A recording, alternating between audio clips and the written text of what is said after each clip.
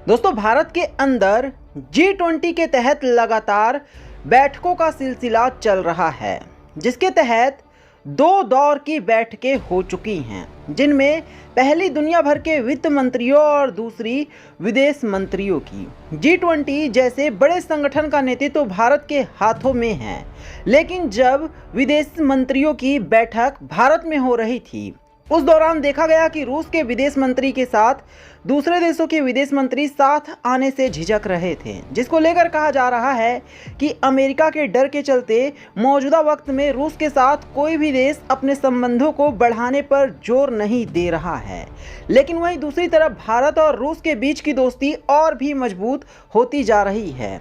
उधर भारतीय वायुसेना को इस वक्त 114 फाइटर जेट्स की ज़रूरत है, यानी कि भारत में जितने फाइटर जेट्स मौजूद हैं वो पर्याप्त नहीं माने जा रहे हैं। अब इसी के चलते रूस ने सस्ती कीमतों पर अपने फाइटर जेट्स भारत को देने की पेशकश कर दी है। लेकिन इसी फाइटर जेट को लेकर आज एक ऐसी खबर आई है जिसने रूस को हैरानी में डाल दिया है। ऐसे में क्या है पूरी खबर, चलिए अब आपको इस बारे में थोड़ा सा विस्तार से बताते हैं। दोस्तों, जैसा कि आप स्क्रीन पर देख सकते हैं कि मीडिया रिपोर्ट के मुताबिक भारत और रूस के बीच कई महीनों से MiG-29 UPG की एक 30 यूनिट की डील को लेकर बातचीत चल रही थी। लेकिन अब खबर आई है कि भारतीय वायुसेना अपने उस प्लान को कैंसिल करने जा रही है।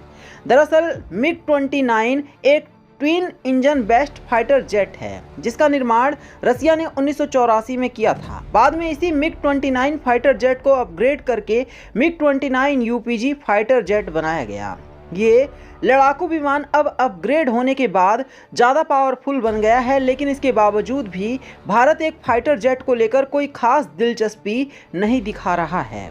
इसको लेकर कहा जा रहा है कि पश्चिमी देशों के प्रतिबंधों के चलते इस फाइटर जेट की खरीदारी में पेमेंट का इशू भी एक अहम बिंदु माना जा रहा है। वहीं मौजूदा वक्त में भारत के पास MiG-29 के 65 फाइटर जेट पूरी तरीके से ऑपरेशनल हैं, लेकिन 2029 तक इनमें से कई फाइटर जेट्स को सेना निर्मित कर दिया जाएगा। तो वहीं 2035 तक MiG-29 के इस क्वाड्रेंट को पूरे तरीके से बाहर कर दिया जाएगा, जिसे भी एक वजह के तौर पर देखा जा रहा है कि भारत अब अपने बेड़े में MiG-29 को शामिल नहीं करने वाला है। उधर MiG-29 की जगह तेजस लेने वाला है। HAL के द्वारा तेजस MK2 पर अभी फिलहाल काम किया जा रहा है, जिसको लेकर कहा जा रहा है कि 2025 और 2026 के बीच ये अपनी पहली उड़ान भर सकता है। ऐसे में रूस की तरफ से तो ये 114 फाइटर जेट तैयार थे, लेकिन भारत ने जिस तरह का फैसला लिया है उसने सबको चौंका दिया है, क्योंकि उन तक भारत और रूस के बीच में काफ़ी अच्छे संबंध हैं और डिफेंस के मामले में भी दोनों देश एक दूसरे को सपोर्ट कर रहे हैं। लेकिन भारत ने जो अचानक इतना बड़ा फैसला लिया है उससे ना सिर्फ रूस बल्कि दुनिया भर के सभी देश काफ़ी हैरान हैं।